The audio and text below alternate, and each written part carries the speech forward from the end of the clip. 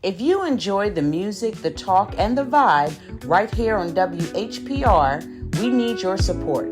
Help us keep independent radio alive by sending a Cash App donation of whatever you can to $WHPR TV Radio. Every dollar makes a difference. That's $WHPR TV Radio.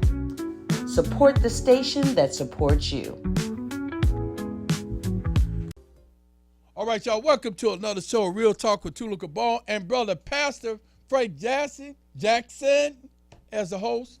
So we are running a little late, but let me tell you why. I'm going to tell you, today is brother R.J. Watkins' birthday. A birthday celebration. I want to say shouts out to him. But before we get started, y'all know we always say, if you hear the sound of our voice, God has blessed you to see another day. Prayers go up, blessings come down. Amen. Amen. First, I want to give shouts out to Brother R.J. Watkins and Brother Henry Tyler for being the brainchild of this operation, known as WH 88.1 FM, WHPR 88.1 FM, 107.5 W. You help me, Mr. Tyler. GPR. WGPR HD3. Thank you. Giving shouts out to Miss Maxine and Miss Michelle as well. And, I'm going to greet you in the tongue. Forgot that. We'll greet you in the tongue of Swahili. We do that on Monday, and the response is, the saying is Habarigani, and the response is Nzuri. Brother Pastor, Brother Frank Jackson, Brother Frank, go ahead, Pastor. Good afternoon, everybody, whatever you're listening from, whether you're watching us on YouTube or whether you're listening to us on the radio or live streaming from the app.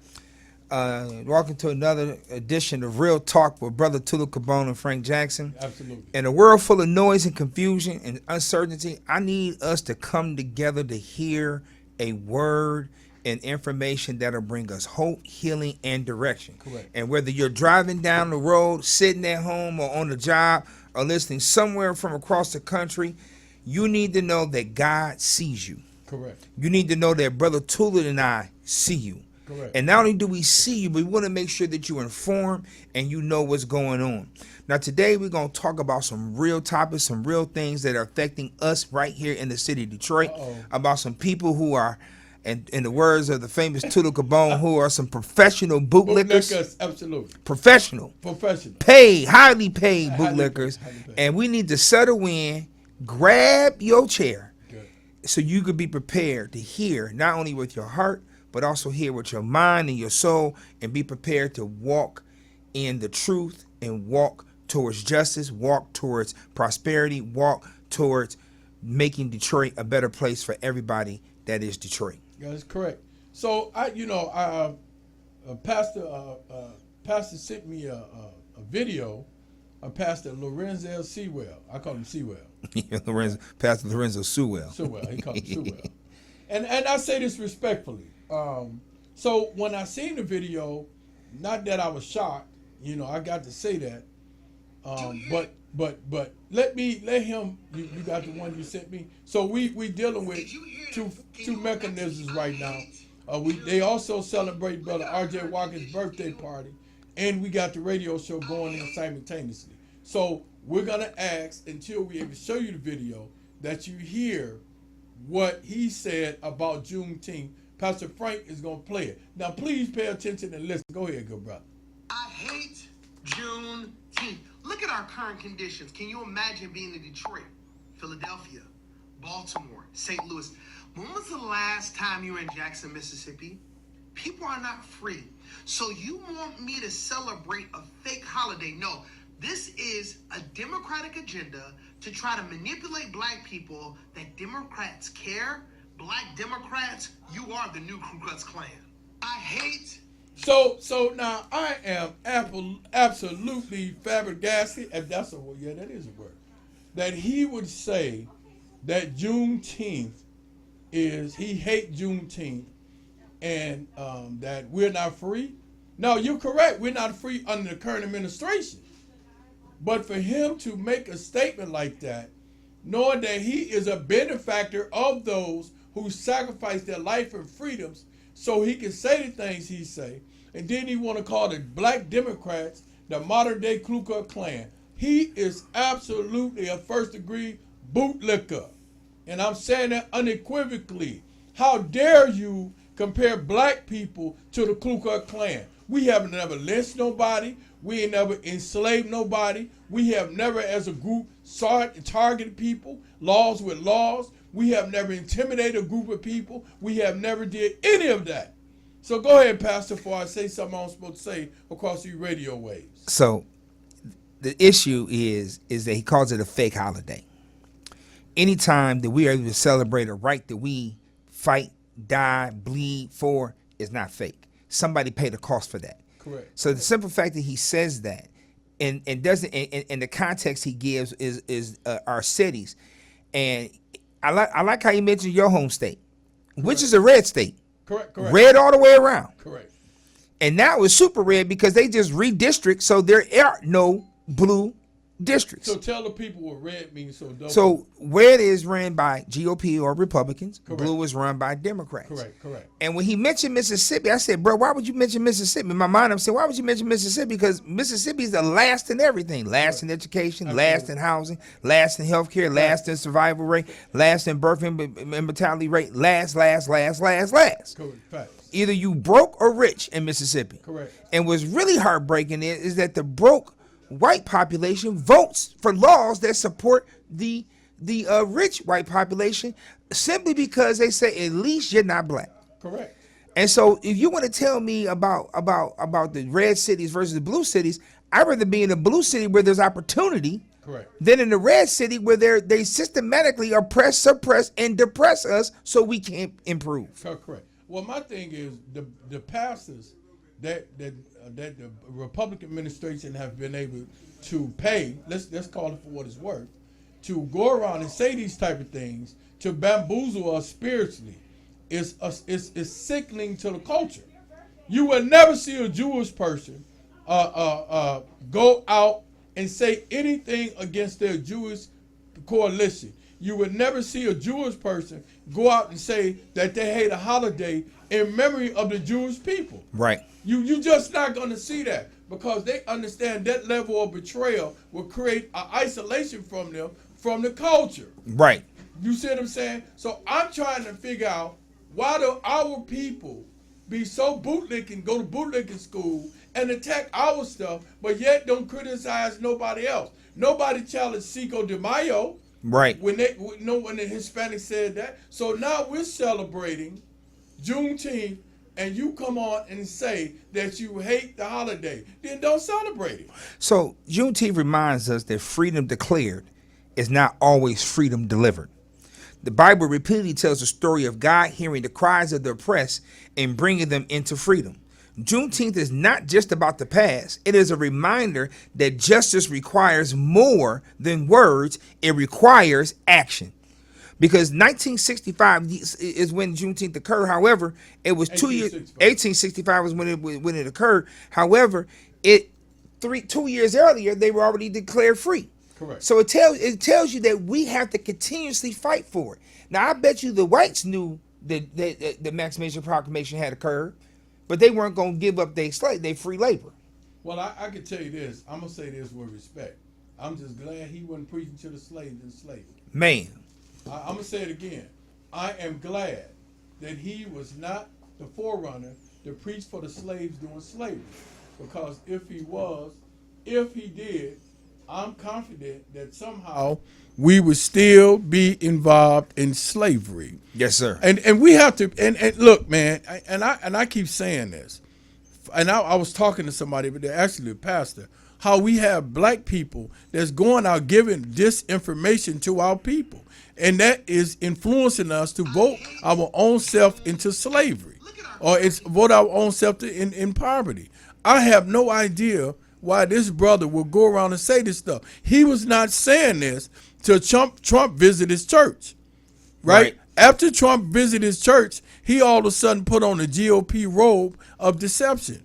You can't do that, man. You have no right to do that. And like I said, you would never see a Jewish leader go and say and do the things that we have been programmed to do to our own people. They're not going to say the celebration of the day that they celebrate for the Holocaust, they hate. You don't even hear that.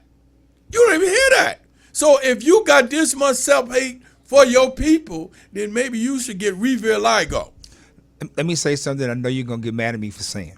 Oh, here we go. So I respect Pastor Sewell's right to his opinion. Oh, no. But I disagree that Juneteenth is a commemorative of a real moment. And Juneteenth is commemorates a real moment in African American history when enslaved people in Texas learned and experienced their freedom. It's not a celebration of slavery. It is a celebration of liberation from slavery. Correct. And as a Christian, I find it difficult to dismiss a commemorative commemoration of freedom throughout Scripture. Repeatedly, God identifies himself as the one who delivers people from bondage. And so the Exodus story, the prophet calls for justice, and Jesus' proclamation to set the oppressed free all reminds us that freedom matters to God. So people may disagree how Juneteenth is observed, right? Correct. All right, or whether it should be a federal holiday. But remembering that the end of legal slavery and celebrating freedom is neither un-American or un-Christian. You got him. And so remembering our history, both the triumphs and its failures, helps us to become better. Now, we have taken our licks as a people. Facts, Pastor. But we ought to learn from the licks that we take so we don't make the same mistake twice. I don't understand. Oh, I think he got the video. We're going to play it. Good brother HT. I don't have that. Okay, that's fine. Let me say this, and we going to, I just, Pastor, what bothers me is that it's always our people that attack our own people. What made him go out and say that out of everything? And you from the city of Detroit on top of that you hate Juneteenth. What about Juneteenth do you hate that all the slaves were notified in Galveston, Texas, June the 19th, 1865? But I bet if your ancestors was in there, well, no, you're a bootlicker. You probably would have been upset and told them, you lying, I want to stay here. But I'm just saying in general, we have to call out, at this time, we got to be willing to challenge black people who are encouraging us not to act or vote in our own interest. Right. These are the same people who told us not to vote for Kamala Harris. Right. And look where we are now. This is the language they were using. They're not. What tangibles are you getting from the Democrat? What had the Democratic Party done for black people? What are they doing for black people now? Well, share with me what the Republicans historically have done for black people. Please don't come with the Abraham Lincoln thing. Right? Again, people wanted to go back in the past. I can tell you what Democrats did bad for black people and what Republicans. What I'm talking about is today. Correct. Name me a piece of legislation today that's come out of this administration that has helped out the city of Detroit. Name me a piece of legislation that came out in the last. I tell you what, out of the first or the second administration that did something for the people of Detroit or for black people. I've heard people say, well, they didn't give us a black bill. The only thing that people have been able to say to me, he gave millions of dollars to HBCUs. Well, trick no good, because Biden gave billions of dollars to ACUs, and until he rolled it back, it still would be going on. So people you cannot provide me with anything that he's done that makes him so great for black people. I never forget all them bootlicking pastors that got on TV talking about Donald Trump is the best president for blacks in the United States. Man, and I sat there and looked at them and said, man, we ain't seen y'all in a long time. Where you all been? Correct. And let's go even further. I asked somebody this today that was here. I said, if somebody applied for your company, let's just give the surface. You running a company and they told you they filed bankruptcy 6 times. Just stay there. 6 times. And it's alleged that they paid a porn star $200,000. Alleged. But let's say filed bankruptcy 6 times. Anybody with common sense is going to say, I would not hire that person to run my company. Correct? Right. So if you are Kamala Harris had a clean slate. She earned her keep. What it is, one, some people don't want a black woman to be the president of the United States. 2, some of these people are misogynists. They don't want a black woman, a woman in general, in the seat of the president. So let's call a spade a spade. Don't try to hide behind false policies criticizing the Democratic Party. Let's go. Democratic Party passed the Civil Rights Bill of 1865. Democratic Party passed the Voting Rights Bill of 1864. Democratic Party passed the Immigration Bill December 1st, 1865. Democratic Party, a Democratic president, 1960 Kennedy, signed the executive order for affirmative action. Please measure me up with what a Republican has done that reached that level of justice for black people. You can't. No, you can't. You can't. So when you telling black people not to vote Democrat, and we should somehow fall in line with the Republicans, you are a buffoon. And when you tell black people not to vote, the only way we gonna get any type of justice from the government itself, you have to put people in position, Pastor Frank, that's going to push your agenda. How do you do that if you don't vote? You have to vote them into power to do that. And we just can't do it on the federal level or the congressional level or the Senate level. Correct. We also got to make decisions at our state and local level as well. I agree. Every time I see it, the number of people that vote in the local level is very sad and depressing, because we miss out the opportunities to vote for those who make decisions on our behalf, especially for those who are selected to these committees that decide the monies that they're going to have to spend on these things. So when we talk about like what's going on in our cities, especially when I hear someone like Pastor Sewell says that, or Pastor Marlon Reed talk about things that are going on, we have to make our minds up that we're going to participate at every level. One of my godfathers just passed away. He was a city worker, also a Army veteran. Yeah, he passed on the 18th. But one of the things he said to me when I was growing up, he was like, he used to say to me, my family calls me Wesley. He said, Wesley, he said, I hear you're stomping hard for Clinton. You know, you're on the Democratic, college Democrat organization and everything. That's great. He says, have you thought about what goes on your local level? And I looked at him and I was like, man, I never thought about it like that. I was so enthralled with getting Clinton in office as an 18-year-old freshly new to vote. I literally did not think about I need to vote in my local election as well. Correct. Right, and we see that with the city council, who you put in power control the money. They control the city. But we have to be educated, on that level. But we have to also look at, when it comes to looking at what party shows more interest towards black people, unequivocally is the Democratic Party. And I'm not a Democratic shield. I'm a realist in my mind. Go ahead, we got a caller. Go ahead, caller. Go ahead. Caller. Caller. They must have hung up. Are they still on there? Caller. Okay. So I'm just saying, when people call me or Pastor or call people who speak in terms of voting for the Democrats, a Democratic shield, or somebody that's bootlicking, I'm not bootlicking now. I'm looking at history. Right. I'm looking at history. Right. And we can't dispute facts. When you start distorting facts, saying stuff like you hate Juneteenth, why do you? And I look at it from a psychological perspective, Pastor. When you looking at Mary, you hate that black skin. You're a modern day Uncle Ruckus. Right. Right. Let's call it what it is. Why do you hate Juneteenth, but you don't hate the Proud Boys? Why do you hate Juneteenth, but you don't hate the Ku Klux Klan? How dare you? How can you even say out your mind that you want to compare a black person to an organization that's a terrorist organization towards us called the Ku Klux Klan? At that point, I know something is psychologically wrong with you. Family? Or better yet, how can you hate Juneteenth but then turn around and say your reason for saying that what Donald Trump said wasn't racist is because how many black people do you know are on Truth Social?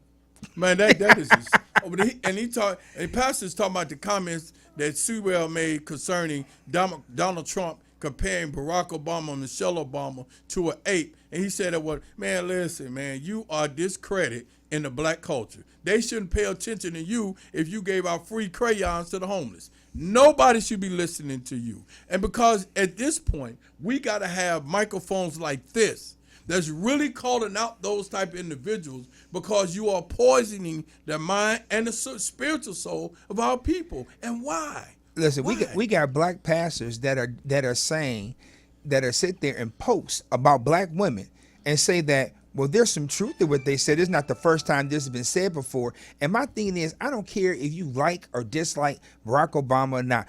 Michelle Obama was not the president of the United States. And the second of all, if you were a black person, it means you were a black man. It means you had a black mama. What were they saying? What were they Basically, saying? what Pastor Marlon Reed was saying is that he was saying that there has been things that put out there that have caused people to question whether Michelle Obama was a man Okay, or tell not a us, man. who is he? Tell us where you located. Pastor Marlon Reed is he's a bishop of the I can't think of the name of his church, but anyway, he is he in business? it's New Wine Glory Ministries, I think it is. But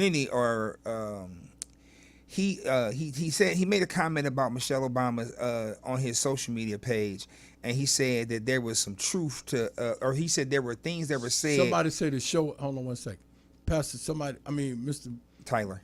They said the show ain't online. Hold on one second. Go ahead, Pastor. He said people act like the idea was not unheard of. There's a reason why some people think this and why some actually believe and say it. Let's not pretend to be shocked and surprised. There are reasons. And my thing is, this woman has children. This woman has a husband. What's that, 313 Watkins? No. What is it? It's WHPR. So how would they get to that? The app. Just go to WHPR app. Right. All right, y'all, go to WHPR app. All right, hold on. Go ahead. Pastor. But you know, as a black man raised by a black woman, as someone, you know, who knows the sacrifices that our women have made, not just for me, but also for the community as a whole. Even when I look at the church has become a women's auxiliary. And if it weren't for black women in the black church, where would we be? We would not have a church. You know, and for us to even agree or to even give any credibility to what somebody said derogatory about a black woman, especially when it was unnecessary, unprovoked, is crazy. Well, I just think that when you begin to buy into these racist stigma and you're a black man, I really think that you have been brainwashed. Okay, we got a caller. Go ahead, caller. Hey, gentlemen, what's going on? What's going on, Brother Sly? What format are you on? I'm not able to pick you up on the computer. What we on, Mr. Tyler? Which one are you trying to go? Which one are you trying to get on, Sly? On both. On the Radio We Can See and 313 Watkins. I'm getting some good Luther Vandross music. Hold on. It'll pop up in a minute. He said it's going to pop up in a minute. Okay. Okay, good brother. Okay, thank you. Thank you, Brother Sly. I'll call back. Okay, thank you so much. Yeah. Okay. So, I think anytime, man, that you make disparaging remarks about a woman, you have to call yourself a male chauvinist.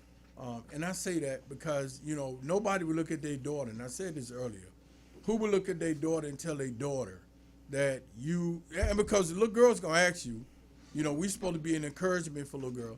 You look at your child, you say you can be whatever you want to be, as a child. So now your child grew up and want to be the president of the United States, and what you going to tell her? No, you can't be the president of the United States because you are a woman or you're a black woman. You see what I'm saying? That's Right. a problem. So, I mean, I look at that stuff, man, and then for a black man to say that, that's like a double-edged sword. And the reason I say that, Pastor, when you see somebody that look like you and you dealing with a situation of racism, you would think that that person understands you because you're the same complexion, and somehow and without their history, they have experienced racism themselves. Right. So when I see a black person and I'm in a situation where I'm feeling like I was at a store today, out in the suburbs getting gas, and there was a black woman there who had earrings in her nose, and so she asked me, she said, well, can you give me some change? Now, I only had enough for gas, but I took away from my gas and gave her some money, right? Because I felt a sense of obligation, Right. because I was her at one time. Right. Asking, you know what I'm saying, culturally. So whenever we see somebody that look like us, we expect for them to understand our culture challenges, our culture racism. Never do we expect for them to be so hostile towards us to make disparaging remarks. So when it happens to them, when they do it, it seems like it's a double-edged sword. You know, it's almost like having a family member stick you in your back. So, I mean, I understand, man, but these brothers, man, they got to really understand what they're doing. And that's what they're doing to the community. What message are you sending to the children? What message are you sending to those who are lost, for those who are looking for direction, who listen to your platform and say, hey, this is someone I can look up to. This is someone who's supposed to speak truth to power. Correct. What message are you sending? Correct. You know, even if you disagree, if you want to disagree with Obama's policy, politics, whatever, so be it. If you want to disagree, if you don't want to say Michelle Obama was beautiful, fine. Don't say she was beautiful. Yeah, but don't say. But to allow someone to take away from her womanhood, and to do disparage her, or to do compare her to an orangutan, that's horrible. You are doing exactly what was done to our people by other people. Right. Then you can't. When you do stuff like that, man, you have adopted a white supremacy mind with black skin. I said that. You have adopted a white supremacy mind. I think you had a better name for him. You basically became an Uncle Ruckus. Yeah, definitely. What's my man in Django? James, I forgot his name. I know I know what you're talking about. Yeah, I know you're talking about. Yeah, that. But Uncle Ruckus got him beat though. Uncle Ruckus is for real. I got to tell you what he was saying on one song, and I would almost equate this to them. They say black people. What do you say? Black people try to get saved, but nothing was wrong with slavery. You know what I'm saying? Wow. Uncle Ruckus said this, right? He said nothing was wrong with slavery. He said black people tried to get saved, but wasn't nothing wrong with slavery. So whenever I see these characters, man, because you want to think Uncle Ruckus is not even a real thing, you know, but he is, and it is a real thing. So I hope they on now. We trying to see if y'all are on now. Yeah. Everything is up now. Texas. All right, so everybody should be able to recap. So I'm gonna do a quick recap of what are you on now. We were talking about Sewell making a statement about he hated reparations for slaves, for those who didn't know. Juneteenth. I'm sorry. Pastor played the segment where he said he hated Juneteenth. But go ahead, play it again. He said it was a fake holiday. I'm going to see if Pastor play it for those who didn't get the opportunity to hear the majority of the show. So we're going to play that, we're going to run through it, then we're going to go to the video. I'm going to let y'all hear what he said. This is interesting. And if you want to call in and make comment, please do. This is Sewell, Lorenzo Sewell, the one that Donald Trump went to his church in Detroit. And Thomas Byron Donaldson, he was in a... racist. Let me break this down. Go ahead. This is what he's saying. If you celebrate today, Juneteenth, I do believe you're a racist. Let me break this down because you're listening to Politics and Phrase with Lorenzo Sewell, and I know this is a rough subject, Juneteenth. I have to give you all context because the demonic Democratic Party, they use black people and always have used black people as a source of misinformation. Yes, if you celebrate today, Juneteenth, I do believe you're a racist. Let me break this down because this is very important. Juneteenth, what it's supposed to represent is when slaves were notified of emancipation in Galveston, Texas. Is that he has been the most corrupt president that America has ever had. You can look like that and look to your side. The data say so. As someone who grew up in a house of law enforcement, my mother was a 9/11 first responder and my who survived on that officer, day. I'm not going to be gaslit by you. What was President Trump prosecuted You for? spent show after show. Why won't you answer the question? We all know what the charges were, but we all know. Why won't you just won't say it? Now, guys, I got to keep it funky. I tend to hold people that look like us way more accountable than those that don't. And we are about to witness a black MAGA conservative just completely lose so much credibility within his argument when it comes to corruption in this administration and the fact that he still can support not only a corrupt president, but a racist one. Let's get into the clip, guys. Good evening. I'm Abby Phillip. We begin with breaking news tonight. The president's controversial fund to pay allies, including January 6th rioters, may be on the brink. Sources tell CNN tonight that his allies are urging him to kill the $1.8 billion fund that intends to compensate people that he claims were wrongfully prosecuted. Whether the administration wants something in return for that, like, for example, immigration enforcement money, remains to be seen. But this comes as a federal judge just dropped a big surprise. She is reopening the IRS deal that sparked all of this. Now, you'll remember that Trump earlier this year sued the IRS for $10 billion over the leak of his tax returns. In exchange for dropping that suit, the fund was created and the agency was forever banned from investigating his family's past taxes. Now, after a bipartisan group of former judges urged her to investigate, this judge is demanding that Trump's lawyers actually prove that he didn't collude with his own government in order to reach a deal. It is such a clever arrangement to sue the government that you run in order to maybe get that thrown out and then get something else in exchange. But to me, it says a lot about the politics of this situation, that people in the White House, that Trump's allies are urging him, maybe even pressuring him to get rid of that whole $1.8 billion fund because it is so politically toxic and, in the words of some Republicans, frankly, immoral. Yeah, as a conservative, it made me a bit uneasy. And a lot of common sense conservatives looked at that fund and they said, okay, this is an oddly arbitrary yet specific $1.776 billion that basically asks taxpayers to refund alleged victims of the government over the past. And the other problem is that it wasn't congressionally authorized, which is, in essence, that's a problem for checks and balances and separation of powers. But the accusations that this was meant for January 6th rioters or cronies of the president and his allies, well, not necessarily just that, right?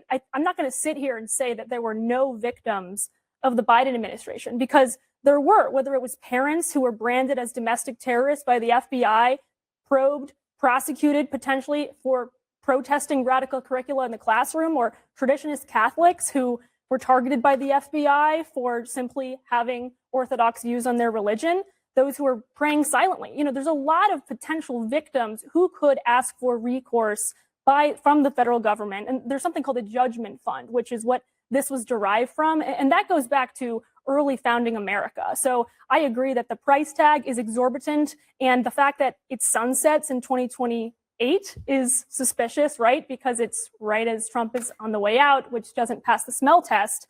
But there are victims of the last administration who, they deserve recourse. They deserve potentially some sort of appeal. And maybe that's not reparations. Can I address that? I feel like the sidestep into the Biden administration, it's not a functional equivalent. I mean, this is where Americans, this is so easy for you not to do that. I'm not to pick on you, but these people beat up people, killed people, and beat up cops. What this is loyalty as an asset class. What this is the founding fathers were concerned that the king would sort of just, go run amok and use anything he could in order to control.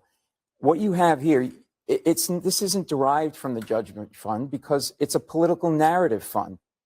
And it's weaponization, and where does it end?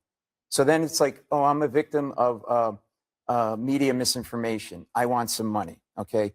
It's also incentivizes people to commit crimes. So, I can appreciate your point of view, but we don't always have to try to find the functional equivalent. And this is pretty black and white.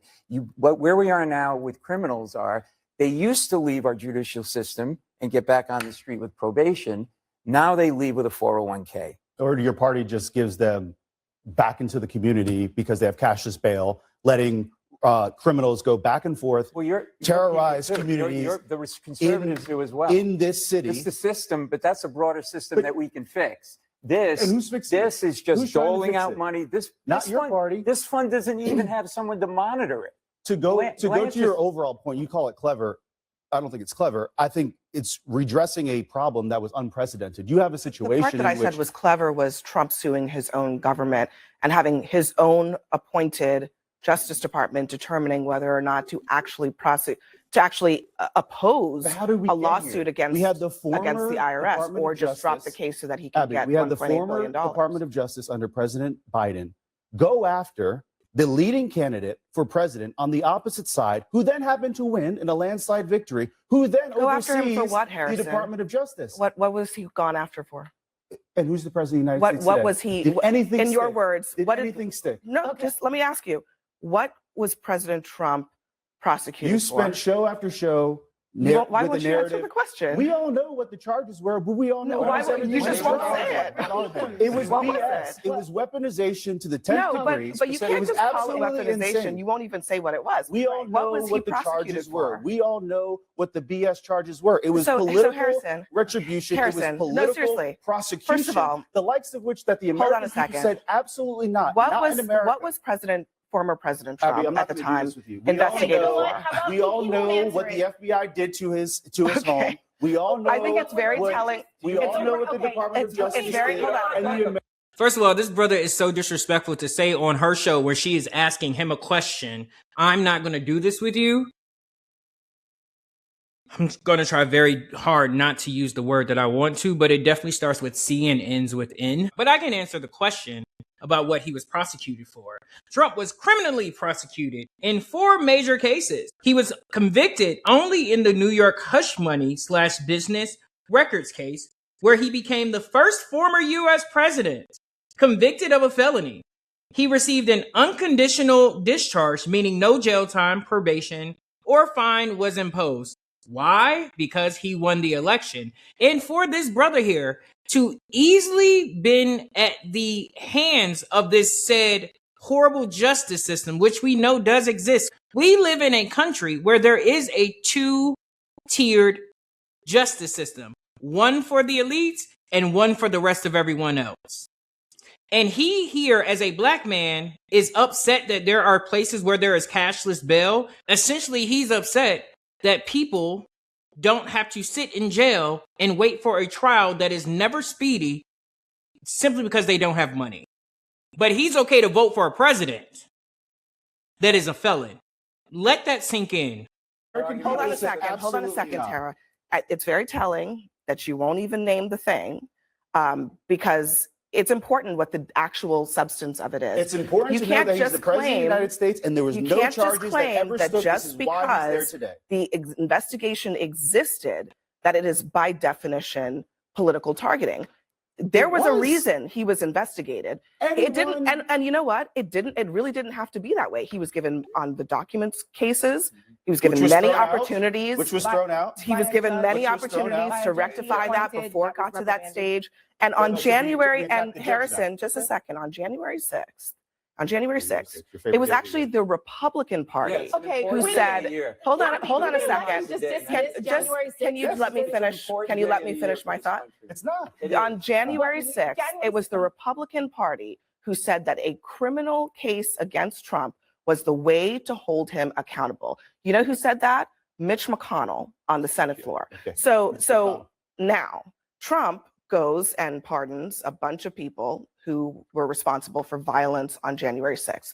Those people now are eligible for this fund. Many of them say they want tens of millions of dollars from the federal government in exchange for their prosecution, their trial by jury, their conviction, all of that. They want tens of millions of dollars from taxpayers.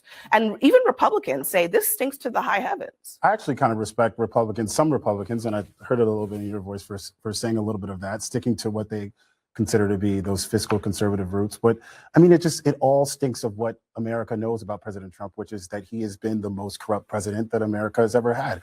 You can look like that and look to your side. The data say so. What data point? Yes, polling data. I'm a pollster. We poll on these things. Polling data, subjective polling data. No, that's not. Give him specifics of data points that you raised. He's the one that mentioned the data. How about that? 54% of America think that President Trump is corrupt, and that is from a survey of national survey of adults. On the Biden family? It was much lower. It was, I think it was like 47%. Did you not listen to the oversight hearings? Okay. The web of LLCs? Biden's not in power anymore. Either way. So we're going to ignore what just happened before the last 4 years. Let me just put it this way. We'll get into some of the alleged self-dealing that's happening right now with Trump and his family a little bit later in the show. So we'll be able to litigate that a little bit later.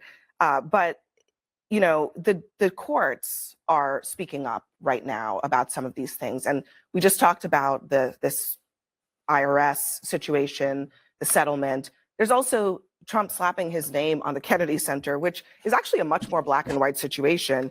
The judge said the statute makes it crystal clear that the center is named for President Kennedy. Congress gave it its name. Congress can change it. Trump actually seems to acknowledge this and just seems to throw his hands up in this Truth Social post saying he's given Congress full responsibility for the operation, maintenance, and management of the Kennedy Center, which I'm not sure they relinquished at any point, but that is, yeah, that's what he says. So a few things here. One, as someone who is a patron of the arts, who loves the Kennedy Center, who was heartbroken to see it destroyed under Donald Trump for this personal vanity project and for him to desecrate a living memorial to John F. Kennedy the way he did, in a tacky way, like he always does. I'm talking now. Please thank you. Just let her finish. So I am really glad to see that a judge looked at this and said, absolutely not, because Trump violated the law. You had Congresswoman Joyce Beatty out there, who was the only congressional person on the board left over, because Trump fired everyone, and that's by statute, out there fighting for this. I was glad to see my friends over there, Norm Eisen and Katie Fang and those folks, taking this to court and winning. So, I hope that the Kennedy Center is restored to the glory that it deserves to be in. And that's not, he didn't need to put his name on it to do it illegally. And also there's a lot of other things that they did, the grift going on inside, what Richard Goodell did to the Kennedy Center, the permanent art collection that no one knows where that is. I mean, it's a mess, and I hope it's restored. Two other things I want to address. One, shame on you for saying January 6th is the date that we don't care about and shouldn't. How dare you? Okay. How dare you? Living How dare testimony. you? Okay. Don't you? I mean, really? Okay. I hope that, I wonder if you would be that arrogant in front of the families whose lives have been ruined by that, and the officers who put their lives on the line. I was there on January 6th as a congressional staffer. If you lost a brother there, what would you do? I'm not going to be gaslit. I'm not going to be gaslit by you or you. As someone who grew up in a house of law enforcement, my mother was a 9/11 first responder who survived on that day. I'm not going to be gaslit by you on who was harmed that day. You're not me. It was not a great day. Guys, just 1 second. And we moved Hold on. on. Just 1 second, Harrison. Harrison and guys, all right, I'm gonna just stop it for a second, because we just can't hear between the two of you yelling at each other. I just want to ask you a pretty straightforward question. This is getting to her point about the impact of that day on real Americans and on law enforcement. Do you acknowledge that on January 6th, Capitol police officers were assaulted and brutalized by the rioters who were there that day? I acknowledge that it was a terrible day for our nation's history. What happened? That's not the question that I asked you. Yes. Okay. So you acknowledge that law enforcement officers. No. Hold on a second. Why is it so hard? One second.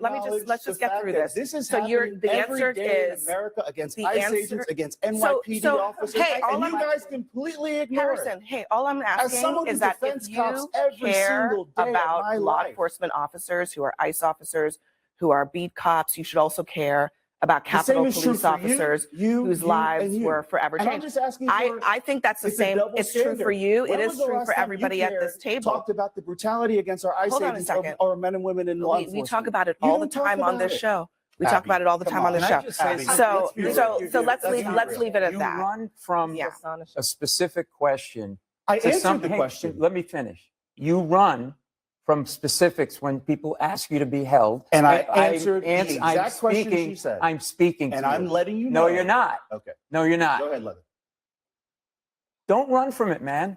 I'm not running from it. This is what people are upset about at home. No, they're not. Sir, they're not. Harrison, stop interrupting me. Just let him finish, please. Stop. It doesn't work this way. Ask my wife. Don't interrupt me.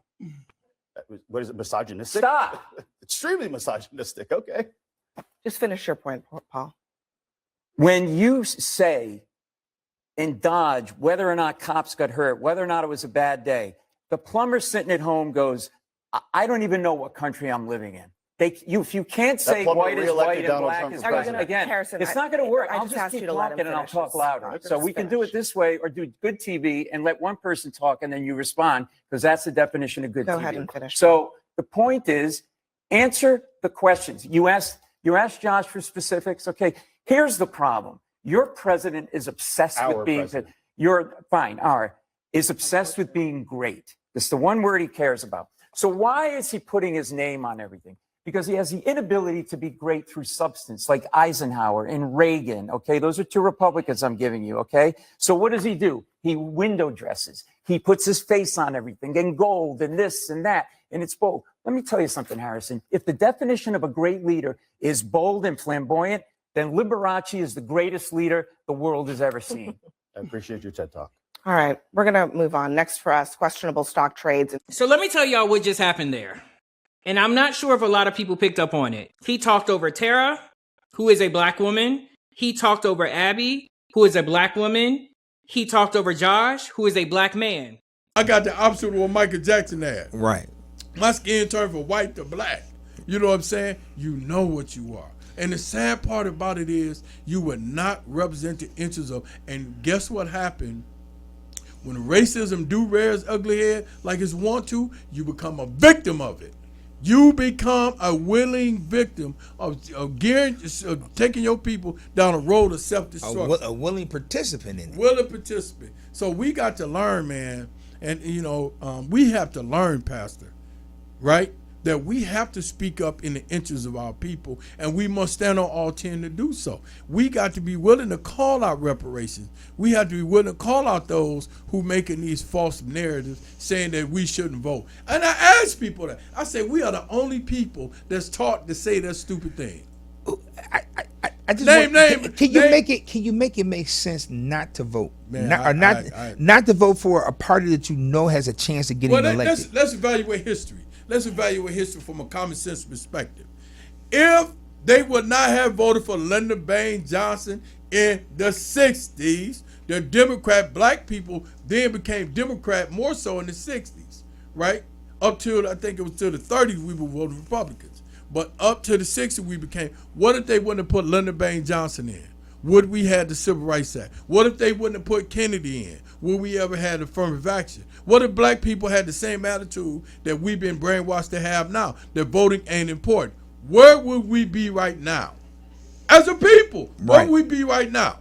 That's all I'm saying. That's a good question. Well, I mean, I just want people, do they really think that Goldwater and them would have got in, or George Wallace, who was running for president at the time, would have got in and said, yeah, we just really going to help them black people out. Yeah, let's go ahead. That wouldn't happen. We would probably be in a worse condition now than what we are in as a result of not voting for Democrats. But how did they get in there, Pastor? They got in there by voting. Well, so it's like our governor race right now. If you look at our governor's race right now, the GOP, in my opinion, is going to put up somebody who is trying to appeal to those who don't want to appear racist. But he definitely is someone who is definitely MAGA 10 toes down. Are you talking about Perry Johnson? No, I'm talking about John James. Oh man, come on. Not governor. He's running for. He's running for governor. John James is a black man running for. I thought he's running for Secretary of State. No. That's Lieutenant Garland. Yeah. Okay. So John James is running for governor, and he's gonna get a lot of support from those who are what I would call the conservative right, especially the evangelical movement. Because you think so? Let me be clear. He's gonna get some support. Well, let me say this. I got to put this out about John James. John James, they booed him at the Republican convention. They did. Yeah, they booed him. Boo. They mentioned that. Boo. So now let's talk about that. But the problem is though, he's running in Michigan, not at the Republican convention. Okay, but he got to win some sort of Detroit votes to win, though, Pastor. So where's his father live? Or where's his father's business at? In Detroit. So again, he's going to pull out every stop. You can't win the state of Michigan without winning. The only way you can win the state of Michigan without winning Detroit is Detroit don't come out and vote. I don't see him winning. I just don't. That's how Governor Snyder got in office both times, because Detroit didn't vote. That's how England kept getting in office, because we stopped voting for the state. The question is, let's be clear. Let's do the history of Michigan. Michigan has never had a black governor. Michigan has never had a black senator. Michigan, I think, of the upper north, this is what I've been told by political pundits. The upper north of Michigan are somewhat racist towards black people, whether ye be Republican or Democrat. You said somewhat? Somewhat. Well, you know what they call us? Well, trolls. Oh, I didn't know. Because we live underneath the bridge. I didn't know you live under the am I telling you a lie, Mr. Tyler? If you live under the Mackinac Bridge, you're a troll. I didn't know that. Yes, so sir. That's something new for me. So that's because you from Mississippi, brother. So with that, thank you, I appreciate that. So with that said, I don't think that John James has a chance to win the governor. I mean, I didn't say he had a chance. I said they probably gonna put somebody up. Listen, I don't think DeVos didn't have a chance to win it. They still put him up. I don't think John James. I think it's gonna be Perry Johnson. I believe that. When it comes to the Democratic Party, Perry Johnson is weird. Well, he's a Trumpster. He's on. But he's weird. Well, he may be so. And he scares people. You see the way his ad look? That look he give. Yeah, but Trump did too. You know what I'm saying? But I want to say this when it comes to the governor's spot. I'm really offended, and I'm gonna say this respectfully, that Lieutenant Garland did not get the support that he so deserved. You know what I'm saying? I'm saying that he is the Lieutenant Governor of Michigan, and he did not get the support from I'm gonna say it, from black people he deserved. Well, what did you just say at the beginning of this talk? You said Michigan has never had what? A black governor. And a black when's the last time we had a black governor that ran for governor that actually was the Democratic nominee or Republican nominee? Well, let's say this. I mean, look at it like this. Garland was good enough to be the lieutenant governor. Again, why Tulu, wouldn't it? Look at the history of the state of Michigan. When have we had a GOP, independent, or Democratic nominee for governor? Coach, that's black? Yeah. Well, I mean, the only one I knew was Garland. That's He's it. the closest one we had. Well,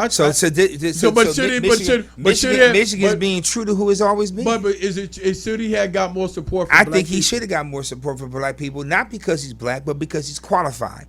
Not because he's black, but because he has experience in the job for the last 8 years. Not because he's black, but because he's been there before. Not because he's black, because he has policies and ideas that I believe were good for the state of Michigan, not just for black people, but good for the state. Correct. So my thing is, now I'm not gonna just vote for him because he's black. I'm disappointed more black people didn't listen to his platform and hear what he had to say. But I'm disappointed because they couldn't hear what he said and say, hey, we need to get this guy over the finish line. I agree. I think that a lot of people jumped out there and put themselves behind other people. That, you know, I think, man, up here we kind of got what I call loyalty, right? Not to the people. My boy Paris just said just told me that Samuel L. Jackson plays the character Steven in Django Unchained. Steven, that was his name, Steven. Well, I mean, you remember we were trying to figure out who it was. It was Steven. But Steven nowadays is different. Back then, man, listen. Back then, Sewell would have been really ostracized by black people. Right. Oh, well, you said that. But he would have been ostracized. I just said or. Oh, but I'm just saying, now those type of people, even not supporting Lieutenant Governor, I'm going back to that, Lieutenant Governor Garland. He should have been able to, he earned that. Like you said, he's just a man who's lieutenant governor that just happened to be black, right? His policies are great. The brother's extraordinary. Fiscally, we would have been way ahead of the power. He would have got done way more with less than anybody else. Correct. He's a very smart brother. It's super duper smart. And then, so when I seen that he went to Secretary of State, which is fine. You know what I'm saying? I'm just upset that they didn't give him the support that he needs. And this is what bothers me. I'm going to just say, let's call it out. Since we only got 5 minutes left. I want black people up north, and I'm saying this out of respect, and a great deal of our people do support black business. Let me be clear. I know that. But we got to learn to support each other. Like this radio station, right? This is a black-owned radio station. And it's not, I'm just calling it out, it's not a lot of black support that's coming towards this radio station. There are black people trying to run a great deal of commercials. It's almost like it's on the chopping block of black isolation. Why won't they support a black radio station, but they'll go somewhere like iHeart and spend all that? So I gotta, when you tell me that you believe in black movements, black stuff, and you're not investing your time and energy in that, I just look at you like, okay, yeah, you just talk. So some people will try to say, well, I don't like this, or I don't like that, or I don't like this person here. Here's the thing about this radio station right here. Whether they like you or not, they give you a platform. Correct, absolutely. An affordable platform. Correct. That can reach millions. Correct. Not just in Michigan, Detroit, but people have access to you around the world. Correct. And if you're willing to put your program out there and get it out there, they give a platform where you literally can reach millions of people. And so my question is, where are the other stations doing that for you? Well, where are they giving you the opportunity to do that? Or even had this type of conversation that we had today. Definitely not this type of conversation. You already know.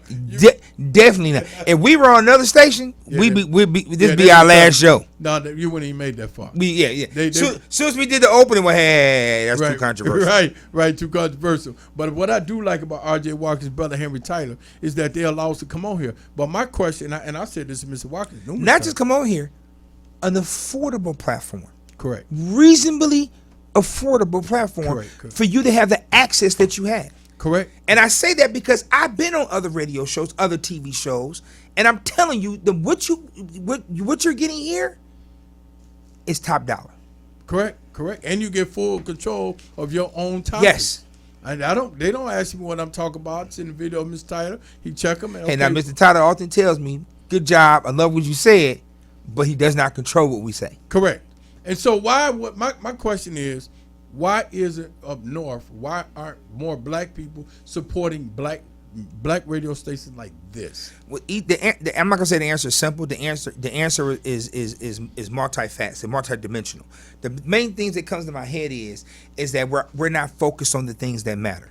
So I was talking. Say it again. We're not focused on the things that matter. Facts. I was telling my friend today that Detroit alone, Michigan alone, has about $14 billion in disposable income, and I was telling him, I says, we don't own any gas stations, we don't own any liquor stores, we don't own any the beauty supply stores, and I said, and the reason why it's easy for us to point that out, I think it was Reverend Anderson Claude that pointed out, is that it's because those are places where we spend a lot of money at. But we do have black businesses in Detroit, a lot of them. And my question is, do we market them like we do these other places? And do we frequent them? And why don't we get into these other markets? Because I talked to some of my Arab friends that own gas stations. And you know what they say? Man, if I can get out this gas station, I would. Because it's around the clock. It's something that you have to be there and have your hands on around the clock. And so what I'm saying is we need to focus on how do we recapture some of that $14 billion that we spend. Correct. How do we recirculate that in the city? Oak Park, small city, Jewish community, even in 2026. Now, in the 1980s, the dollar recirculated 7 times. But even in 2026, in a diverse city, guess how often the dollar recirculates in Oak Park? I mean, almost 5 times. Every dollar that comes in there goes to 5 different hands inside the city before it leaves the city. Well, I know one time I told you that I'll be honest with you. I think some people don't want us to get reparations, and I said this, and I'm gonna stand on 10 on that. You mean you're not? That's not a shock. But right, because if we do get reparations like we supposed to, they would be put out of business because we're gonna start doing business for ourselves. If they just put a fund together for us to start our own businesses, and even if they had a requirement for the business had to have certain requirements or what have you, do you realize the opportunities that we would have, that we would come up with? You mean to tell me I'm gonna get a chance, an opportunity to go to a fund to start a business in my community? To the things that we would be able to create as a people, I agree, would be astonishing. I can personally say that with what I do, with the stuff I do get a lot of support from the African American businesses. But at the same time, like I tell them, I take my money and put it back in the community by helping the homeless. I do stuff like that. I give money to the homeless. I feed the homeless. I don't just take the money and try to savagely use it for other things like vain things. I invest the money back into the community. Well, your goal is not to get rich. Your goal is to enrich the community. Your goal is not to sit there and to hoard the money for yourself. So and I don't expect everybody to do that. What I do expect us to do is for us to make sure that our community has access to resources and access to black-owned businesses so our dollar can recirculate in our own community. All right, y'all, we had a long show today. We started out a little rocky, but I just want to say we want to give shouts out and wish R.J. Watkins a happy birthday. Happy birthday, Mr. R.J. Watkins. Happy birthday. 73rd. 73rd birthday. Want to thank Mr. Tyler as well for being next to him rocking the mic with him. We appreciate the opportunity today. Sorry we got on a little late. Little things with Rocky. Catch me Thursday at 5 o'clock. Politics or politics, you decide. And y'all know what I always say. Listen to what people say. Watch what they do. What they do is who they are. Your health is your wealth. Your health is your wealth. Love you, Uncle Billy. Love you, Auntie Rosa. Adopt a senior citizen. And always catch the show Thursday at 5 o'clock. Politics or politics, you decide with Tula Gabon, Brother Justin Barnett. And always stay woke, stay woke, stay woke. Power to the people. Power to the people. Power to the people. Stay woke. If you enjoy the music, the talk, and the vibe right here on WHPR, we need your support. Help us keep independent radio alive by sending a Cash App donation of whatever you can to $WHPR TV Radio. Every dollar makes a difference. That's $WHPR TV Radio. Support the station that supports you.